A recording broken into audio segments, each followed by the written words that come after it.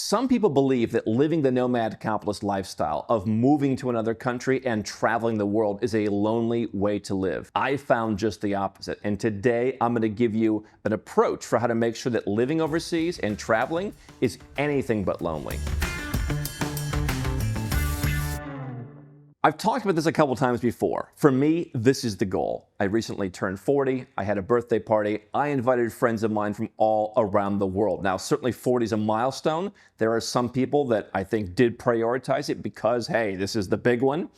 And yet I get 17 people that I've met, almost all of them after leaving the United States, who traveled from points all over the world at their own expense to come and spend a couple days with me in Monaco celebrating. I can tell you that of the friends I still have in the United States, none of them would get 17 people to drive across Chicago or across Phoenix, Arizona to go to their birthday party.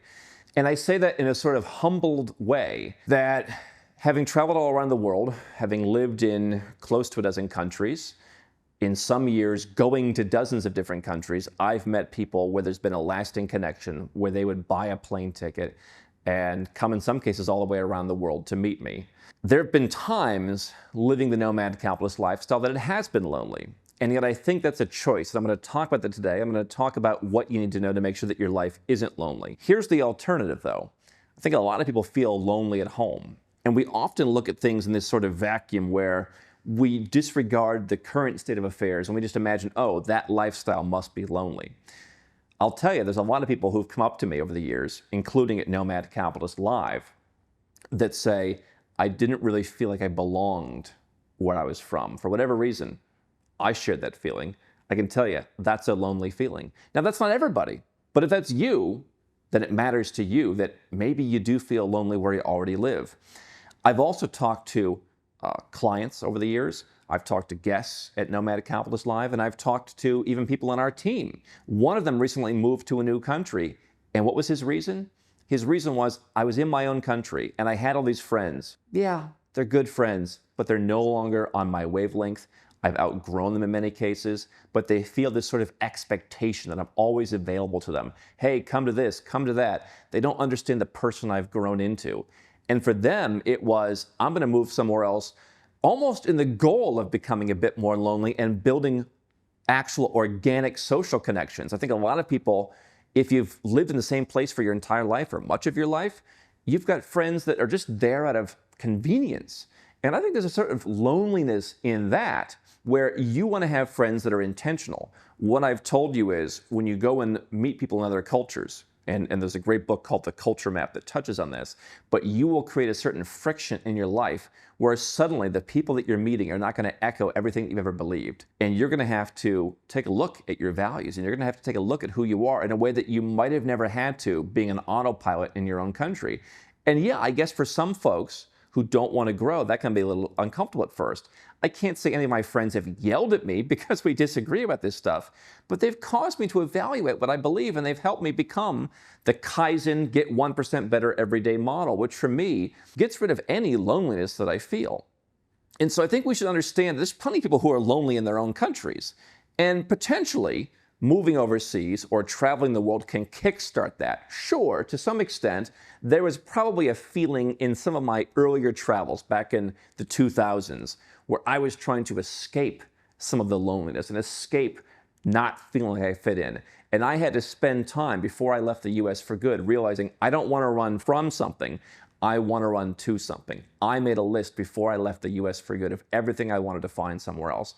And on that list were stronger relationships. One of the things that caused me to evaluate leaving the US was, as I was doing this traveling as a young single guy, I met women who seemed much more interested in the things that I was interested in, and they were much more interested to hear about entrepreneurship that I was in the early days of and that kind of thing than anyone I ever met in the United States. Now, those days perhaps have changed a little bit with entrepreneurship being a little bit cooler, but I felt those better connections overseas, and it was about running towards something. I feel like moving overseas was part of a journey of saying, I don't feel like I belong. Yes, I have friends here, but there's just a feeling that something doesn't work. And so, yes, we help people lower their taxes and get second passports and protect their assets. But for me, that's just part of the journey of your life can be better overseas. I've talked to my father, the Nomad Dad. He spends about half of his year now in Mexico. And he's felt the same way. He's met a lot more friends who have made the intentional choice to live in Mexico. Most of his friends are expats who live in a largely expat community. But he's also developed great relationships with locals. He goes to his cafes and his restaurants, and he, has good relationships with folks who are Mexican, as well as the people who intentionally chose to leave the US, to leave Canada, to leave somewhere in Europe, and for the same reasons that he did. And so they bond over, hey, if the US was so good, why are we here? And they have kind of that built-in connection in a way that what he says is, when he's back in the United States, he's like, I don't know that people around here get it so much. Now, my father gave me a permission slip at a very young age. He said, go where you're treated best. That's where the 5 magic words come from. Go where you're treated best. Don't feel like you need to stay in this city, state, or even country to take care of your parents or because of some social obligation. Not everyone gets that permission. I'll never forget a client we had probably 5 or 6 years ago. He was so interested in moving, but ultimately he couldn't pull the trigger because he's like, I have Sunday dinner with my grandma every single week. If you can't get over that, if that's what defines being lonely is not having dinner with your grandma every Sunday, I understand. And ultimately it was, I get it. This may not be for you. And I've always said, this may not be for everybody. But my grandma is proud of what I've done, and she's encouraged me. And she doesn't quite understand some of the things. I called her years ago, back in 2014, when I was first thinking of renouncing citizenship. And she said, oh, but you can still come and visit. I said, maybe not. She's like, oh, yeah, that's, but she doesn't quite understand how it works. But she's always supported me. And I think having a supportive family is important. For me, what would be a very lonely thing to have are family and friends that force me to stay in a place or make me feel like I have to stay in a place, despite the fact that maybe I don't want to.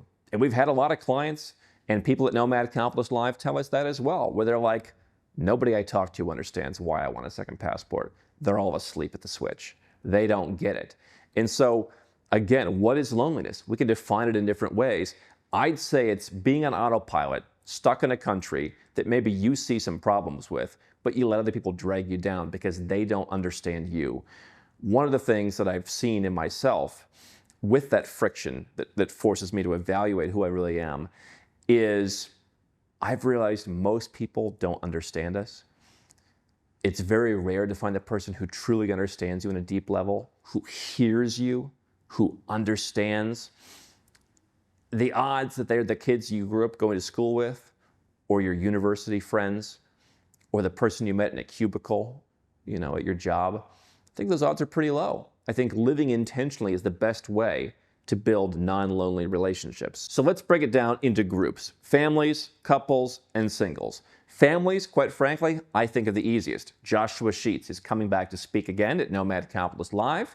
He has 5 children, and he and his wife travel all over the world. They live my trifecta model. They did not just move to one place, which is what a lot of families choose to do, certainly if they have that many kids.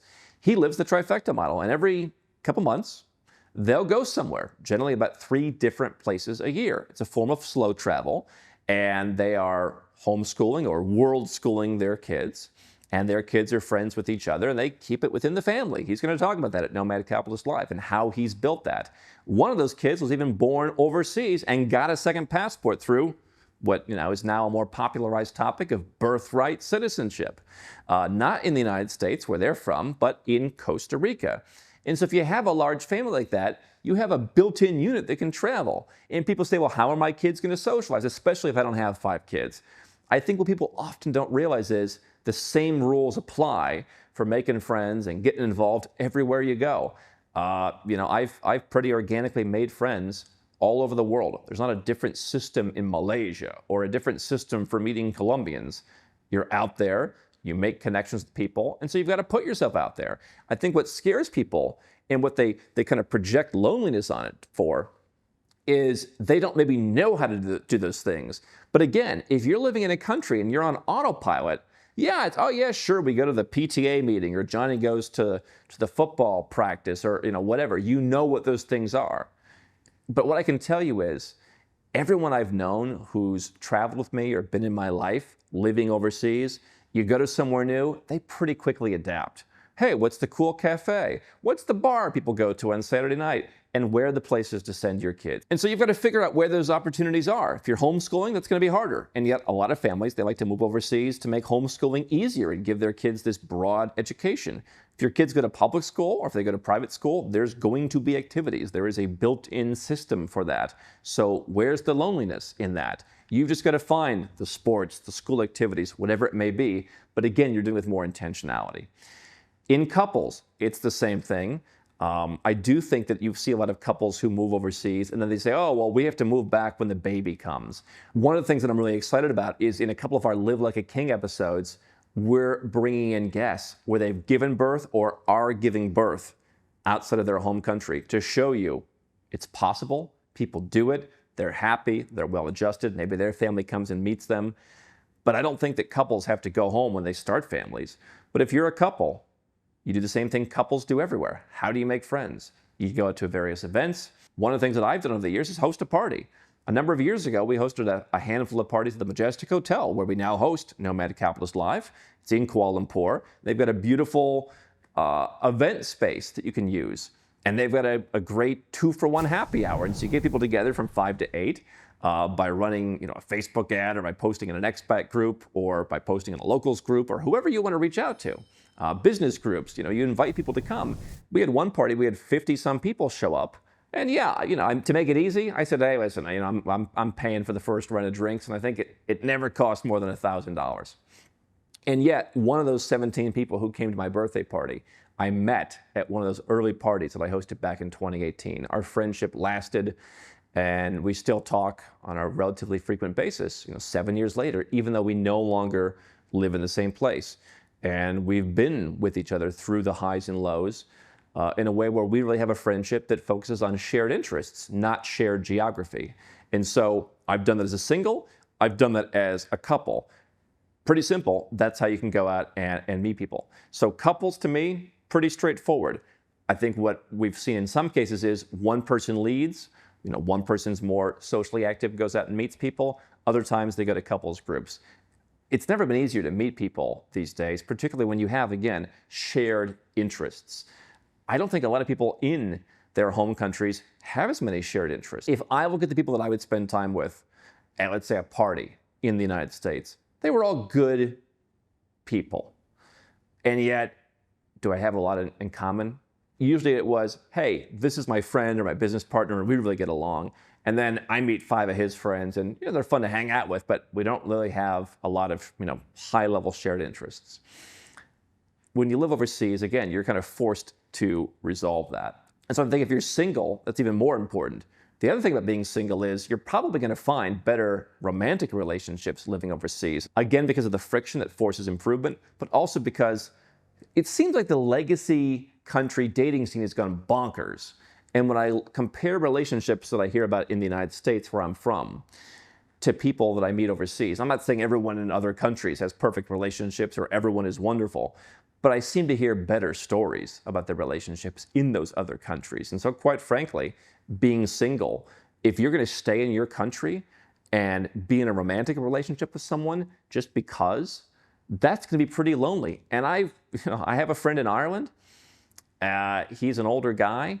And he's dating. He says there's women in their 40s where their hobby every day is they just go on TikTok and they scroll. And I say to myself, wouldn't you be happier living somewhere with intentionality where you're going to meet people who, even at a much younger age, really have a purpose in life? And you're going to be more likely to find them when you go somewhere else. So how many people in their home country have settled for friendships, have settled for romantic relationships, are kind of being bullied into hanging out with family members they don't want to hang out with because that's what you do? Well, go where you're treated best, and that's just what you do. Don't really go together that well. And yet I think there's a lot of people masking a sense of loneliness in very unintentional relationships that they've been forced into, where they're just, basically you've got bodies around you. I am a big proponent of the mantra that you'd rather have a couple close friends than a bunch of random acquaintances. And I think not only are there countries, and I've talked about Georgia, for example, some very loyal friends, and it's pretty easy to make friends in a country like Georgia. So that's maybe one advantage. You can meet people there. But even that notwithstanding, you're going to make friends who are going to be, I think, deeper when you live overseas. And by the way, some people don't really need that many friends. Some people enjoy being introverted. And so there's obviously that as well. But certainly, building the deeper connections, building the stronger romantic relationships, never settling, and not just being comfortable having people around to say you're not lonely, I think it's actually the opposite of what most people think. When you move overseas, you're going to be less lonely if you take the same actions you took in your home country.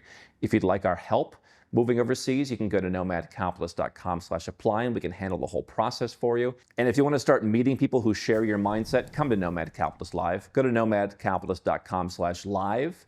We get about 800 people together every year who all share this vision. They're all on the same path. Some of them have said they've made some really lasting connections at our annual event. That's an opportunity to dip your toe in before you embark on this journey. This is an 18th century palace in Lisbon, Portugal, and it's literally one of the most elegant fine dining restaurants anywhere in Europe. And I'm going to be showing you luxury living in Portugal here, and showing you penthouses and palaces for sale that you can live in with some of the best views of the city. And taking you to an exclusive members club that you can join, where old money and new money meet here in Lisbon. We're shopping for top brands along Lisbon's 5th Avenue, visiting a catamaran in Lisbon's harbor to show you how you can buy a boat here, and meeting Michelin star chefs and drinking amazing Portuguese wine to show you the good life in Lisbon.